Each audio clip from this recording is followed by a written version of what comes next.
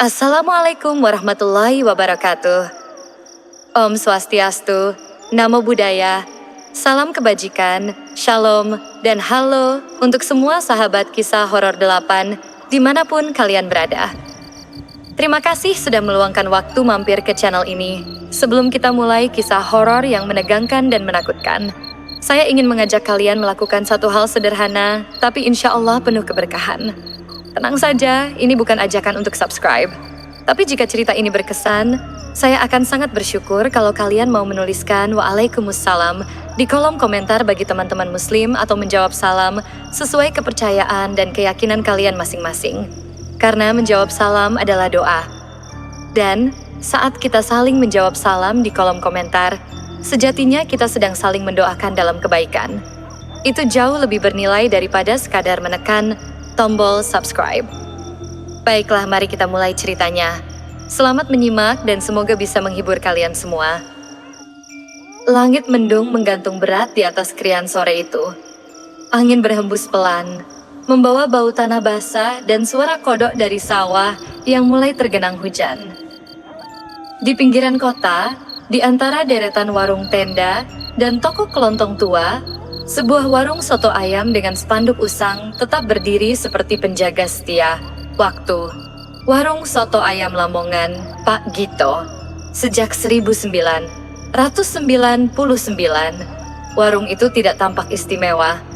Malah cenderung lusuh, lampu remangnya berpendar kekuningan seperti mata orang demam. Tapi anehnya, warung itu tak pernah sepi. Bahkan, saat warung sebelah sudah gulung tikar, dan yang lain tutup karena sepi pembeli, warung Pak Gito tetap ramai. Tidak hanya oleh warga lokal, tapi juga wajah-wajah asing yang datang dan jarang terlihat lagi setelah itu. Rino, seorang food vlogger dengan lebih dari 800.000 subscriber, mematikan mesin mobilnya tepat di seberang warung. Dia sudah mendengar bisik-bisik tentang tempat ini sejak 2 bulan lalu. Ada yang bilang sotonya lebih dari enak, ada juga yang bilang orang bisa ketagihan dalam sekali suapan, dan yang paling aneh, sejumlah komentar anonim di kanal YouTube-nya menyebut bahwa beberapa orang yang pernah mencicipi soto ini hilang begitu saja. Tak ada kabar, tinggal ada sih, tak ada jejak. Hoax, gumam Rino waktu itu. Tapi rasa penasarannya terlalu besar, dan rasa itu kini mulai berubah menjadi sesuatu yang tidak bisa dijelaskan saat dia membuka pintu mobil. Aroma kuah soto langsung menerpa wajahnya. Tapi bukan aroma biasa. Ini bukan sekadar gurih rempah-rempah. Ada lapisan bau lain manis, amis, hangus. Yang anehnya, memabukkan. Rino merinding. Perutnya tiba-tiba keroncongan, padahal dia baru makan 2 jam lalu. Dia menggenggam kameranya, menyalakan mode perekam, dan mulai berjalan menyeberangi jalan basah. Yo guys, selamat malam dari Krian. Kali ini gue ada di tempat yang katanya penuh misteri, ucap Rino di depan kamera. Suaranya agak bergetar, entah karena udara dingin atau firasat buruk yang ia abaikan. Saat ia melangkah masuk ke bawah tenda biru tua, dia langsung disambut oleh suasana yang sangat ganjil. Warung itu dipenuhi pengunjung. Semua duduk rapi, menghadap mangkuk masing-masing. Tak satu pun berbicara. Tak ada tawa, tak ada senda gurau seperti di warung lain. Hanya suara sendok menyentuh mangkuk, dan sesekali suara seruput pelan. Suasana terasa mati. Rino berdiri sebentar, terpaku. Kamera masih menyala. Seorang pria tua dengan badan kurus, dan mata cekung menghampirinya dari belakang wajan besar yang mengepul.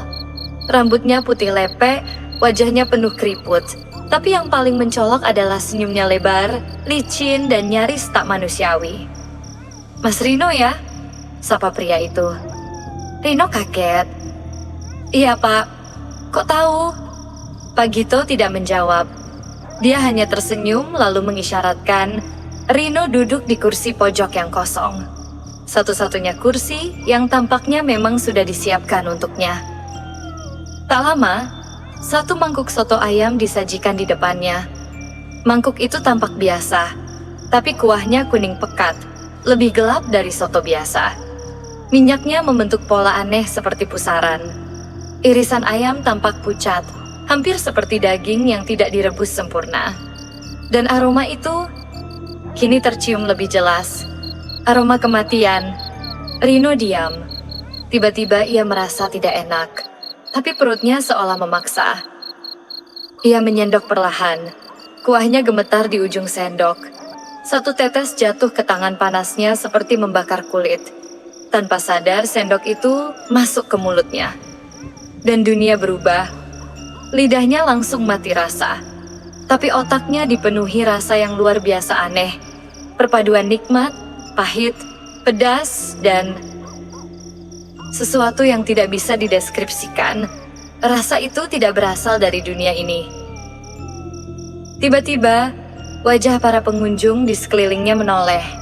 Bersamaan, satu persatu. Mata mereka kosong, tapi semua tersenyum ke arahnya. Senyum yang persis sama dengan Pak Gito. Rino bergetar. Ia ingin berdiri, tapi tubuhnya tak bisa digerakkan. Suara di sekitarnya menjadi gema. Lalu ia mendengar bisikan. "Selamat datang. Kau sudah makan, kau milik kami sekarang." Gelap. Saat ia siuman, ia berada di sebuah kamar losmen tua. Lampu redup menggantung dari langit-langit. Hujan masih turun. Perutnya mual. Di meja kecil, kamera vlognya terletak dengan posisi sempurna. Ia langsung memeriksanya. Semua rekaman dari warung Pak Gito masih utuh. Tapi ada yang aneh. Di menit ke-14, kamera menunjukkan sesuatu yang tidak ia ingat rekam. Satu wajah mendekat ke kamera. Wajah Pak Gito. Matanya merah menyala. Bibirnya bergerak. "Jangan pulang dulu, kami belum selesai." Rino menjatuhkan kamera. Dari kamar mandi terdengar suara air menetes. Ia pelan-pelan bangkit dan menuju pintu kamar mandi. Cermin di dalam berkabut. Dengan tangan gemetar, ia mengusap permukaannya. Dan di sana tertulis, dengan goresan seperti dicakar, "Satu kali makan, seumur hidup tak bisa lupa." Keesokan paginya, matahari krian menampakkan diri dengan lesu. Awan menggantung rendah, seakan enggan membiarkan cahaya benar-benar menerangi jalanan. Di dalam losmen tua itu, Rino duduk di pojok kamar, matanya tak lepas dari layar laptop yang baru saja ia buka. Ia sudah mengunggah sebagian footage ke komputer, tanpa edit, tanpa narasi. Tapi yang membuat bulu kuduknya berdiri adalah satu file video yang tidak ia rekam sendiri.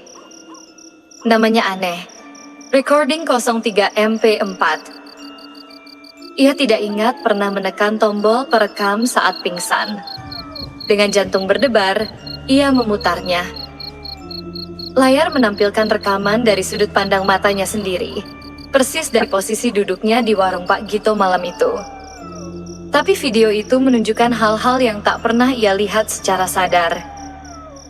Ternyata, setelah suapan pertama, tubuh Rino tampak tak bergerak, seperti patung. Tapi matanya terbuka, menatap kosong. Dalam video, Pak Gito mendekat dan membisikkan sesuatu ke telinganya. "Kalau ingin tahu asal-usul rasanya, datanglah ke warung kami yang satu lagi. Warung yang hanya buka di malam gelap, di ujung kali. Di sana, semua jawaban menunggu, tapi tidak semua yang datang bisa kembali." Setelah itu layar hitam. Rino menutup laptop. Napasnya berat.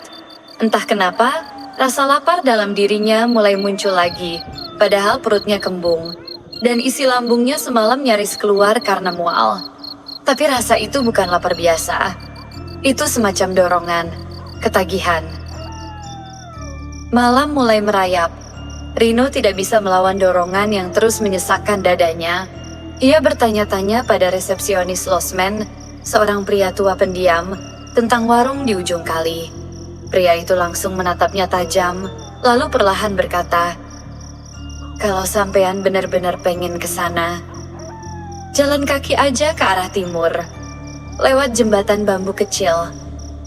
Jangan bawa siapa-siapa, dan jangan menoleh ke belakang meski ada yang memanggil. Rino merasa dadanya sesak, tapi rasa penasaran itu seperti racun.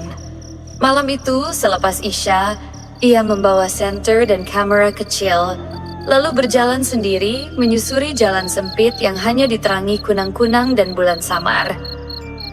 10 menit ia berjalan, lalu menemukan jembatan bambu kecil, lapuk dan berderit. Di bawahnya, kali mengalir pelan tapi airnya berwarna hitam kehijauan seperti cairan busuk. Saat menyeberang, ia mendengar suara, "Mas, jangan ke sana, Mas." Suara perempuan, lirih, seperti berasal dari semak di samping jembatan. Rino menoleh, tapi tidak melihat siapapun. Ia ingat pesan resepsionis, maka ia langsung mempercepat langkah, menahan detak jantung yang makin liar. Di seberang, jalan tanah membawanya ke ruang gelap di antara pohon-pohon pisang dan bambu. Di sana, ia melihat tenda kecil berdiri sendirian tanpa lampu, hanya diterangi cahaya api obor. Warung itu identik dengan milik Pak Gito. Meja kayu, bangku plastik, dan wajan besar. Tapi tidak ada tulisan apapun. Tidak ada spanduk, tidak ada nama. Dan tak ada siapapun di sana. Tapi kuah soto mendidih di atas tungku. Aroma itu lebih tajam, lebih menusuk. Kali ini aroma darah dan tanah basah begitu kuat seperti bangkai yang disiram santan. Rino duduk, tubuhnya gemetar, seolah ada yang memaksanya untuk tetap di tempat.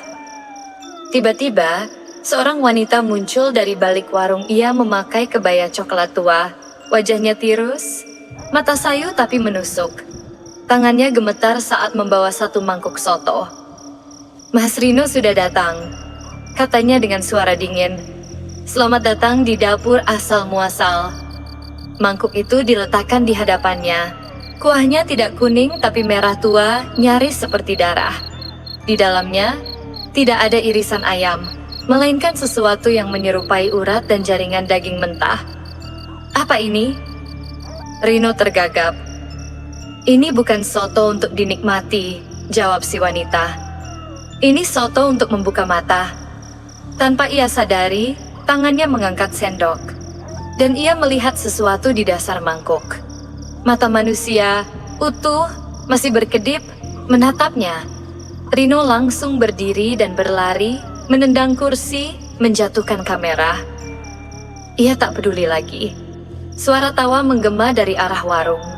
Tawa yang dingin dan menggila. Ia kembali menyeberangi jembatan, tak berani menoleh saat suara perempuan kembali memanggilnya. "Mas, kamu sudah lihat sekarang, tapi kamu tidak bisa lari." Setelah sampai di losmen, ia mengunci pintu kamar dan duduk di lantai sambil gemetar. Ponselnya berbunyi. Notifikasi muncul di layar. "Video baru Anda telah diunggah." Ia kaget. Ia tak pernah mengunggah apapun malam ini. Ia buka YouTube. Ada video baru di channelnya berjudul "Soto Pertama dan Terakhirku". Thumbnailnya wajah Rino, tapi bukan wajahnya yang biasa. Wajah itu pucat, matanya cekung, dan bibirnya tersenyum lebar seperti Pak Gito. Rino duduk di pojok kamar, wajahnya pucat, tubuhnya menggigil bukan karena udara dingin, tapi karena ketakutan yang merayapi dirinya perlahan, seperti kabut lembab yang menyusup ke pori-pori. Di dalam tubuhnya, ia merasa ada sesuatu yang hidup, sesuatu yang tumbuh diam-diam. Sejak suapan pertama soto dari warung Pak Gito, dunia yang ia kenal mulai meluntur. Ia membuka kembali laptopnya, kali ini dengan hati-hati. Video yang terunggah secara misterius masih ada di sana. Soto Pertama dan Terakhirku. Sudah lebih dari 92.000 penonton dalam waktu kurang dari 12 jam. Komentarnya semakin aneh. Bukan hanya angka 666 yang muncul sebelumnya, tapi kini ada puluhan komentar dalam bahasa yang tak dikenal aksara asing. Seolah bukan ditulis manusia, tapi ada satu komentar yang mencolok. Komentar terakhir muncul hanya 10 menit yang lalu. Rasanya sudah masuk ke darahmu. Sekarang, kamu akan tahu kenapa mangkuk itu tidak pernah kosong. Jantung Rino berdegup kencang. Tiba-tiba, perutnya bergemuruh bukan seperti orang lapar biasa, tapi seperti ada cairan panas yang mengalir di dalamnya. Ia bergegas ke kamar mandi, membuka mulut di depan wastafel, dan muntah. Yang keluar bukan nasi atau makanan. Cairan hitam pekat, beraroma besi dan amis, mengalir seperti darah basi. Ia terpaku menatap cermin. Matanya mulai cekung. Ada lingkar hitam seperti orang yang tak tidur berhari-hari. Tapi bukan itu yang membuatnya ingin berteriak. Refleksi itu di cermin tidak mengikuti gerak kepalanya.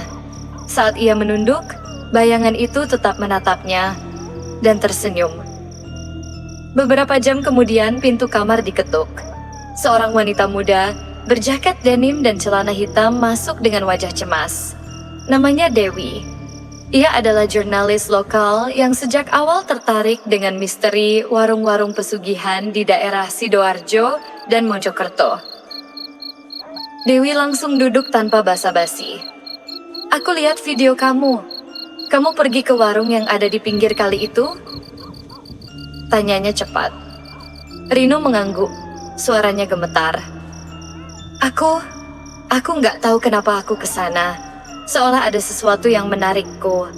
Dan waktu aku makan, meski cuma 1 sendok, rasanya seperti bukan makanan. Rasanya seperti kenangan, pahit, getir, dan manis dalam satu waktu. Dewi menunduk.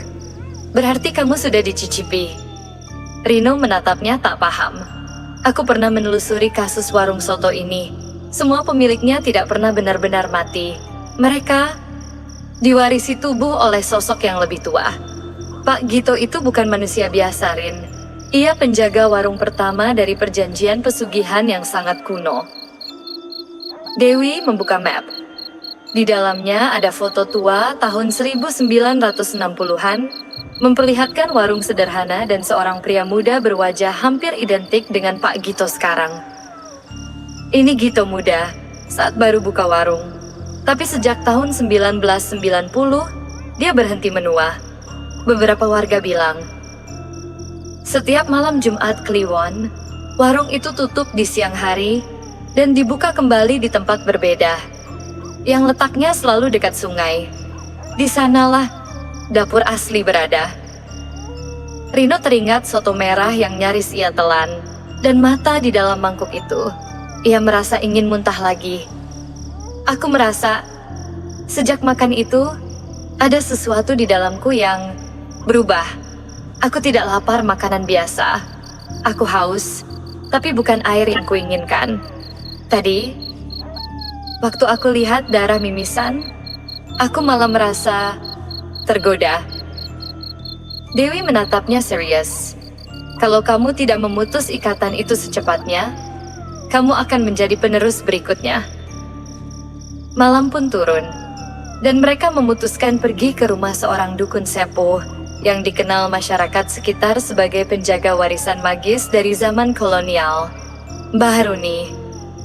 Rumah Mbah Haruni berada di antara kebun bambu dan ladang kosong, jauh dari pemukiman. Tak ada listrik di sana, hanya lampu minyak yang menyala redup dari dalam. Saat mereka mengetuk pintu, suara Parau menyambut. Mas Rino, akhirnya datang juga ya. Sudah mulai haus toh? Rino kaget. Ia belum memperkenalkan diri. Pintu dibuka. Mbah Haruni berdiri dengan tubuh bungkuk, rambut putih kusut panjang, dan tatapan matanya seperti menembus dinding batin manusia. Ia membawa tongkat dari akar pohon randu. Masuklah. Semakin lama kamu menunda, semakin dalam darah itu merasuk. Di dalam rumah yang dipenuhi asap menyan dan aroma akar-akaran, Mbah Haruni mulai menjelaskan. Soto itu bukan sekadar makanan, itu medium. Kuahnya berasal dari sumur terlarang di mana setiap tetesnya adalah hasil kurban. Daging ayamnya bukan ayam biasa, tapi ayam hitam yang dipelihara dari telur hasil persetubuhan dengan makhluk gaib. Dan Di malam tertentu, daging manusia muda pun digunakan dari tubuh yang masih hidup. Rino membelalak, tangannya gemetar hebat. Setiap kali seseorang makan kuah itu, lanjut Mbak Runi, mereka membawa pulang jiwa yang terkandung di dalamnya. Lama-lama, jiwamu sendiri akan tergeser, digantikan oleh sesuatu yang lapar dan tidak pernah kenyang. Dewi mencengkeram tangan Rino. Ada jalan keluar, kata Mbak Runi. Tapi tidak mudah. Kamu harus kembali ke warung itu di malam Jumat Kliwon dan minum kuah penebus dari sumur yang sama. Tapi, kalau kamu gagal, tubuhmu akan ditelan dan kamu akan menjadi bagian dari menu berikutnya. Rino menatap Dewi dengan napas memburu. Kalau aku gagal, berarti... Mbak Runi menjawab dengan suara rendah. Kamu akan jadi rasa yang dicari pelanggan berikutnya. Tentu, berikut lanjutan cerita horor Tumbal Pesugihan Soto Ayam Lamongan di Krian. Angin malam berhembus kencang saat Rino dan Dewi berdiri di tepi jembatan tua, dekat kali yang sudah tak digunakan orang bertahun-tahun. Di bawah sana, air mengalir tenang, namun terasa menahan sesuatu yang tak terlihat seperti jiwa-jiwa yang terperangkap. Hari itu malam Jumat Kliwon, menurut Mbak Runi, hanya pada malam inilah warung Pak Gito menunjukkan wujud aslinya. Bukan sekadar warung soto, melainkan gerbang menuju dapur gaib, tempat sesaji disiapkan, darah dituang ke dalam kuah, dan jiwa-jiwa dijadikan bumbu rahasia. Kalau kau ingin bebas, pesan Mbak Runi, sebelum mereka berangkat, kau harus meminum kuah penebus dari sumur utama. Tapi ingat, hanya 1 teguk. Lebih dari itu, kau akan menjadi bagian dari mereka. Jangan tergoda rasa. Rino mengangguk saat itu, tapi hatinya gentar. Sekarang berdiri di depan warung yang tampak seperti bayangan dirinya di dunia nyata, ia mulai ragu. Warung itu bukan seperti saat ia datang pertama kali. Atapnya tampak berlumut, dindingnya berdenyut perlahan seolah bernapas, dan jendela-jendelanya berembun dari dalam, seperti warung itu hidup. Lihat, bisik Dewi sambil menunjuk ke arah dapur. Sesosok bayangan besar tengah memasak. Bukan Pak Gito yang mereka kenal, tapi seseorang atau sesuatu dengan tubuh tinggi besar, kulit keabu-abuan, dan wajahnya tak memiliki mata maupun hidung, hanya mulut besar menganga penuh gigi hitam. Setiap kali ia mencelupkan sendok ke dalam kuah, terdengar suara-suara rintihan dari dalam kuali. Rino hampir muntah. Waktu kita tidak banyak, ujar Dewi. Sumurnya ada di belakang, di bawah warung. Kita harus menyelinap. Mereka berdua bergerak cepat memutari warung dari sisi barat, di mana pepohonan bambu tumbuh tak wajar bengkok dan saling menjulur seperti tangan-tangan kurus yang ingin meraih langit. Di balik tumpukan drum bekas, mereka menemukan pintu kecil ke bawah tanah, setengah tertutup rumput liar. Rino membuka pintu itu perlahan. Tangga menurun ke dalam tanah menyambut mereka. Udara langsung berubah lembab, dan bau amis menyeruak. Bukan amis ikan, tapi seperti darah basi dan daging membusuk. Tangga itu menuju lorong sempit berbatu diterangi obor-obor kecil berwarna kebiruan. Dindingnya basah dan di beberapa tempat, tampak bekas tangan yang tercakar. Kenapa semuanya terasa seperti neraka? Bisik Rino. Karena memang ini bukan dunia kita sepenuhnya, jawab Dewi dengan suara tertahan. Ini tempat di antara dunia. Lorong itu berakhir di sebuah ruangan melingkar, di tengahnya terdapat sumur batu besar air, di dalamnya tidak jernih, melainkan hitam kental dan berkilau seperti oli bercampur darah. Di sekeliling sumur, terukir simbol-simbol aneh, bercampur dengan tulisan aksara Jawa kuno dan huruf Arab gundul. Rino mendekat, menahan napas. Ia mengambil tempurung kelapa yang disediakan di sisi sumur. Tangan kirinya bergetar hebat. Sekali teguk, Rino. Lalu kita keluar sebelum mereka tahu, kata Dewi. Dengan jantung yang nyaris meledak, Rino menimba sedikit cairan dari sumur dan meneguknya. Rasanya tak bisa digambarkan. Itu bukan hanya rasa asin, gurih, atau pedas. Itu rasa yang membawa kenangan, suara-suara dari masa lalu, tangisan seseorang yang ia lupakan, dan suara ibunya memanggilnya saat kecil. "Rino, pulang nak. Jangan lama-lama di luar." Ia menangis. Tubuhnya gemetar. Cairan itu mengalir di dalam dirinya seperti api membakar sesuatu dari dalam. Matanya melihat kilasan wajah-wajah yang tak ia kenal. Anak kecil tanpa kepala, wanita berwajah terbakar, dan Pak Gito muda tertawa tanpa suara. Dewi mengguncangnya. "Rino, kau harus keluar sekarang." Tapi tubuhnya tidak bisa bergerak. Seolah tulangnya mencair dan sekujur tubuhnya mulai menyerap aroma kuah itu. Seperti bayi yang kembali ke rahim iblis. Dari dalam lorong, suara langkah kaki mendekat. Bukan hanya satu, tapi banyak. Suara langkah telanjang di atas lantai batu, disertai napas berat dan sesekali suara erangan rendah. "Mereka datang," Dewi menjerit. "Rino, cepat! Kalau kau tinggal di sini, mereka akan memekanmu ke dalam menu." Dengan sisa kesadarannya, Rino menjambak rambutnya sendiri dan menggigit lidahnya. Rasa sakit menyengat, cukup membuatnya tersadar. Ia bangkit, tersandung, dan menarik Dewi menuju lorong keluar. Mereka berlari, dan di belakang mereka terdengar suara makhluk-makhluk berbisik. "Jangan pergi. Rasa darahmu manis. Kami belum kenyang." Rino dan Dewi keluar dari pintu bawah tanah tepat ketika lonceng dari masjid di desa berbunyi tanda waktu subuh. Warung Pak Gito menghilang seketika. Seperti kabut pagi yang tersapu matahari, warung itu berubah menjadi tanah kosong dengan tanah merah dan bekas pembakaran. Rino jatuh terduduk, napasnya ngos-ngosan. Tapi ia masih hidup, masih utuh. Namun ketika ia melihat telapak tangannya, ia sadar jejaknya tak sepenuhnya pergi. Di kulitnya muncul bekas seperti sisik tipis berwarna abu kehitaman, seperti daging ular yang baru menetas. Malam itu mereka selamat, tapi Rino tahu ia tidak akan pernah benar-benar bersih. Hari-hari berlalu sejak malam mengerikan di warung Pak Gito. Rino merasa dirinya seperti terperangkap dalam sebuah dunia antara hidup dan mati. Setiap kali malam datang, terutama malam Jumat Kliwon, dahaga aneh itu menggigiti jiwa dan raganya. Rasa haus yang tak bisa dipuaskan oleh air atau makanan biasa. Rasa haus yang hanya bisa terpuaskan oleh sesuatu yang sangat gelap, seperti kuah pesugihan yang menempel di dalam darahnya. Kulitnya yang dulu halus kini mulai berubah. Muncul sisik-sisik tipis berwarna kelabu kehitaman yang menjalar dari pergelangan tangan hingga ke siku. Seperti bayangan yang ingin menelan seluruh dirinya.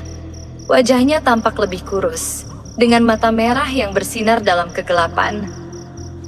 Dewi terus mendampinginya. Setiap pagi, ia membacakan doa dan mantra dari buku tua peninggalan Baruni. Menjaga agar setidaknya Rino tidak sepenuhnya tenggelam dalam dunia gelap itu. Namun, malam Jumat Kliwon berikutnya semakin dekat. Baruni sudah memberikan petunjuk terakhir. "Ini kesempatanmu untuk bebas, Rino," ujar Baruni dengan suara serak dan penuh waspada saat memberikan sebuah mangkuk kayu tua berukir halus. Mangkuk ini bukan soto biasa. Ini adalah mangkuk tumbal terakhir.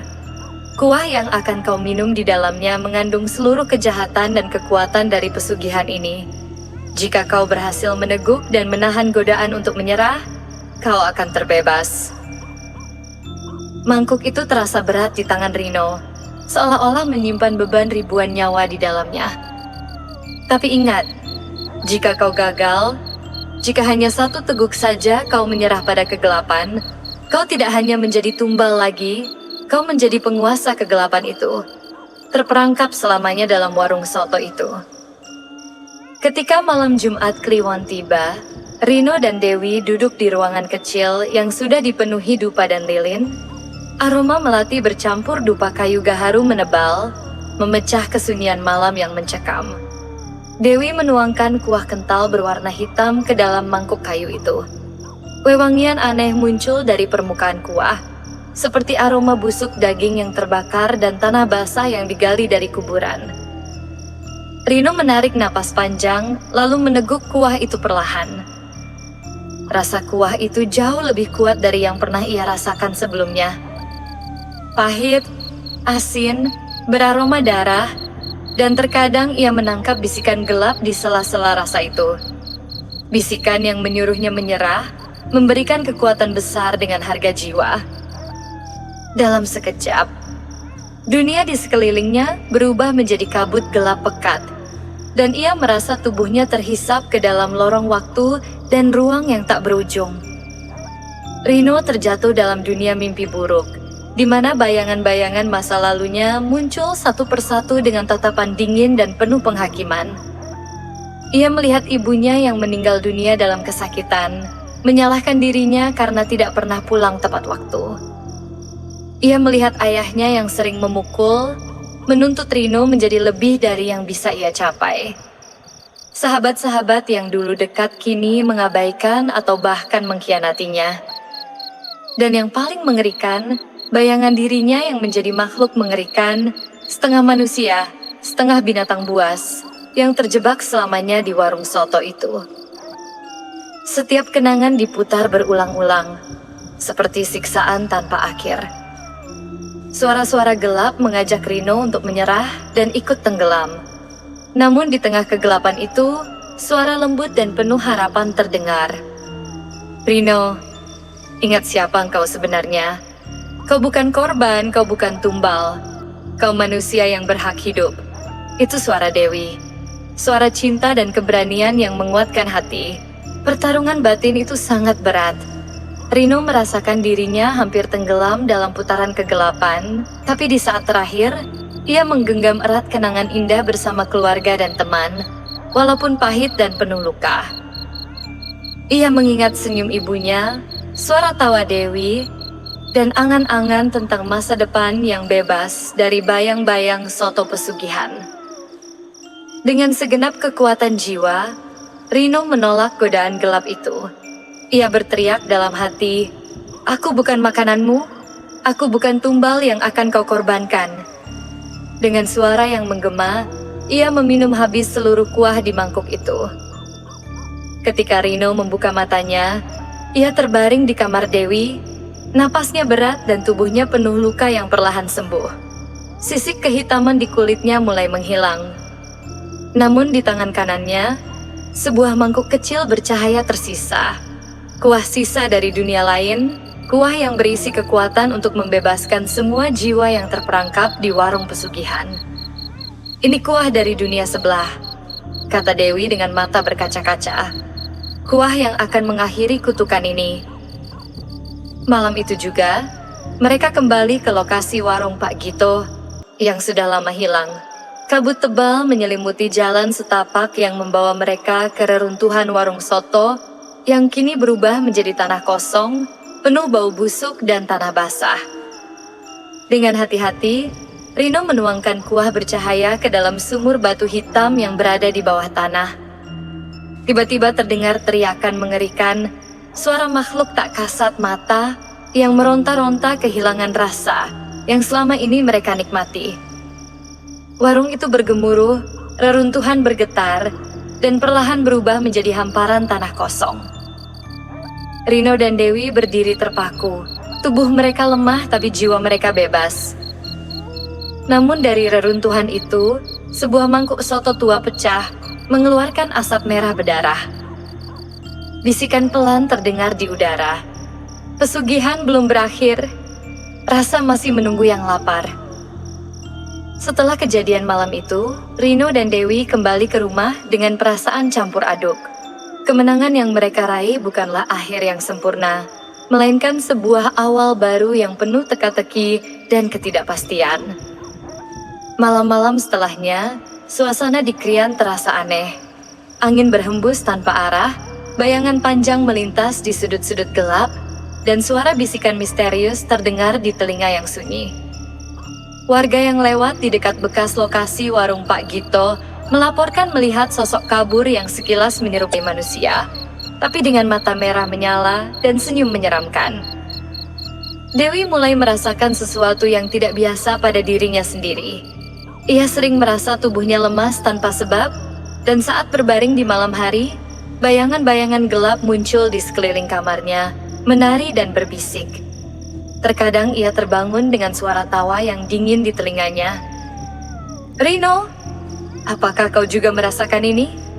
tanya Dewi dengan suara bergetar suatu malam. Rino menggeleng. Meski di dalam hatinya, ia juga mulai merasakan sesuatu yang berbeda, seperti ada sesuatu yang mengikuti dan mengawasi dari balik bayang-bayang. Suatu malam ketika Rino berjalan pulang melewati jalan setapak yang biasa, ia melihat sosok kecil berdiri di bawah pohon mangga tua. Sosok itu terlihat seperti anak kecil, dengan mata merah yang menyala dan wajah yang penuh luka. Rino membeku, jantungnya berdegup kencang. "Kenapa kau di sini?" tanya Rino dengan suara serak. Sosok itu hanya tersenyum sinis, kemudian menghilang seperti asap yang ditiup angin. Rino tahu, itu bukan anak kecil biasa. Itu adalah arwah tumbal yang belum tenang, yang masih terjebak oleh kekuatan pesugihan yang belum sepenuhnya lenyap.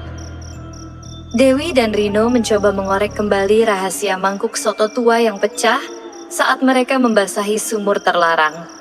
Mereka mengunjungi Mbah Runi yang kini semakin lemah namun penuh ilmu. Pesugihan itu seperti api yang tak pernah padam jika api itu terus diberi minyak, ujar Mbah Runi dengan suara parau. Mangkuk yang pecah itu adalah tanda bahwa kutukan belum selesai. Ada satu ritual lagi yang harus kalian lakukan. Tapi, ritual itu berbahaya. Bahkan bisa mengorbankan nyawa. Dalam seminggu berikutnya, Dewi sering bermimpi bertemu sosok misterius yang memberinya petunjuk. Sosok itu berwujud wanita berambut panjang dan mengenakan kain putih lusuh, matanya sendu dan penuh kesedihan. Di bawah pohon jambu batu, kau akan menemukan pusaka yang bisa memutus rantai pesugihan ini. Wanita itu berbisik dalam mimpi Dewi. Dewi terbangun dengan keringat dingin dan segera memanggil Rino. Mereka berdua pergi ke pohon jambu batu tua yang berada di pinggir desa Krian, di mana akar-akarnya membelit tanah dengan kuat dan lebat.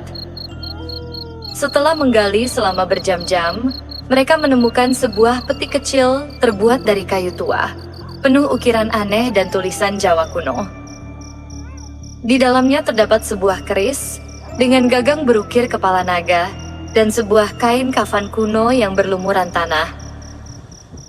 Mbah Runi mengatakan bahwa keris itu adalah kunci untuk menuntaskan ritual terakhir dan membebaskan semua jiwa yang terperangkap, termasuk arwah Rino jika ia belum benar-benar bebas. Malam Jumat, Kliwon kembali menyapa.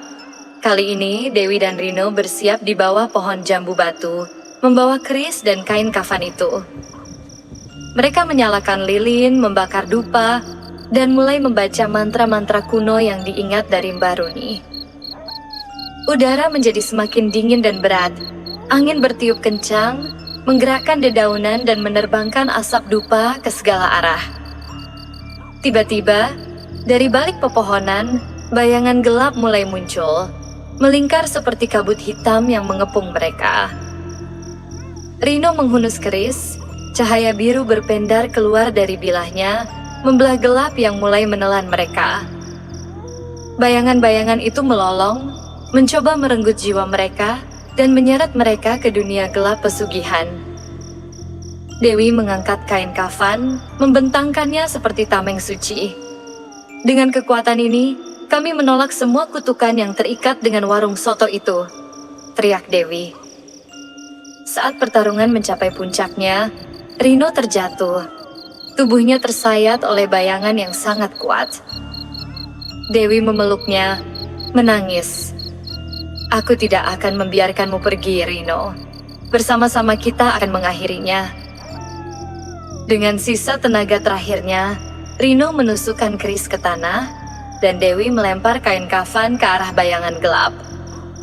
Sebuah ledakan cahaya putih menyilaukan mengalahkan kegelapan. Ketika cahaya mereda, bayangan itu hilang, udara terasa ringan, dan malam yang mencekam berubah menjadi hening yang damai. Rino dan Dewi tergeletak lelah, tapi senyum lega muncul di wajah mereka. Ritual terakhir berhasil, kutukan pesugihan soto ayam Lamongan itu akhirnya terputus. Namun saat mereka berbalik pergi, sebuah bayangan kecil melintas di balik pohon jambu batu, tertawa pelan dengan suara yang dingin dan menyeramkan. Rasa lapar itu takkan pernah benar-benar mati. Setelah malam yang penuh pertarungan dan pengorbanan, Rino dan Dewi kembali ke kehidupan mereka dengan harapan baru. Mereka yakin kutukan pesugihan soto ayam Lamongan di Krian telah usai, dan segala kegelapan yang menyelimuti desa itu perlahan menghilang. Namun, ketenangan itu ternyata hanya sementara. Beberapa minggu berlalu, kabar aneh mulai menyebar di sekitar desa Krian. Beberapa warga melaporkan melihat cahaya kuning redup dan asap yang mengepul dari reruntuhan warung soto yang dulu hilang. Bahkan, bau harum rempah-rempah soto ayam yang khas tiba-tiba muncul dan menguar di udara malam, walau di lokasi itu tidak ada warung sama sekali. Rino dan Dewi merasa cemas. Suatu malam saat angin berhembus pelan membawa dingin menusuk tulang, Rino dan Dewi memutuskan untuk menyelidiki sendiri.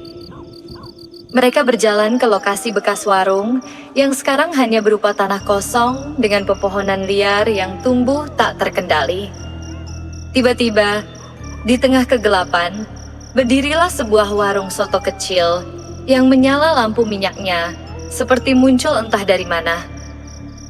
Warung itu tampak persis seperti dulu, dengan hiasan kayu tua dan tulisan Soto Ayam Lamongan Pak Gito yang samar-samar terlihat. Di balik meja warung, seorang pria tua dengan wajah keriput dan mata tajam menatap mereka. "Selamat datang," katanya dengan suara serak tapi ramah. "Aku pemilik baru warung ini." Rino dan Dewi saling berpandangan, merasa ada sesuatu yang janggal. Pria tua itu tersenyum aneh, dan seketika suasana menjadi dingin dan menakutkan. Pria itu mulai bercerita tentang warisan yang diterimanya. Warung soto ini bukan warung biasa, melainkan sebuah gerbang ke dunia lain, tempat kekuatan gelap bersumber. "Aku telah membuat perjanjian dengan entitas yang lebih kuat dari yang kau bayangkan," katanya pelan. "Aku yang menghidupkan kembali warung ini dengan tumbal baru yang akan datang." Rino merasakan hawa dingin merayap ke seluruh tubuhnya. Dewi mencoba menarik tangan Rino untuk pergi, tapi tiba-tiba mereka terperangkap oleh kabut hitam yang menyelimuti area itu. Mereka dibawa ke dalam dunia gelap yang sama seperti yang dulu pernah mereka alami dunia, di mana jiwa-jiwa tumbal berteriak minta tolong namun tak bisa keluar. Rino dan Dewi berjuang melawan bayangan-bayangan gelap yang mencoba menjerat mereka. Dengan sisa kekuatan dari ritual sebelumnya, mereka menghunus keris suci dan mengucapkan mantra perlindungan. Pertempuran berlangsung sengit, suara teriakan dan dentingan keris memenuhi ruang gelap itu. Di saat-saat genting, Rino menyadari bahwa satu-satunya cara untuk menghancurkan kutukan adalah dengan mengorbankan dirinya, menjadi penghalang antara dunia manusia dan dunia kegelapan. Dengan hati berat, ia memutuskan untuk tetap di dunia gelap, menahan bayangan agar tidak menyebar. Dewi menolak, tapi Rino yakin ini pilihan terbaik. Ketika fajar menyingsing, kabut menghilang dan warung soto itu lenyap lagi, meninggalkan tanah kosong di tempatnya. Dewi menangis sambil berdoa untuk keselamatan Rino. Meski kutukan belum sepenuhnya hilang, harapan tetap menyala. Warung itu mungkin akan kembali, namun kini ada penjaga jiwa yang siap melawan gelap. Kisah tumbal pesugihan soto ayam Lamongan di Krian berakhir dengan sebuah peringatan. Beberapa kekuatan gelap tak pernah benar-benar hilang. Mereka hanya menunggu kesempatan berikutnya untuk kembali dan menuntut tumbal baru.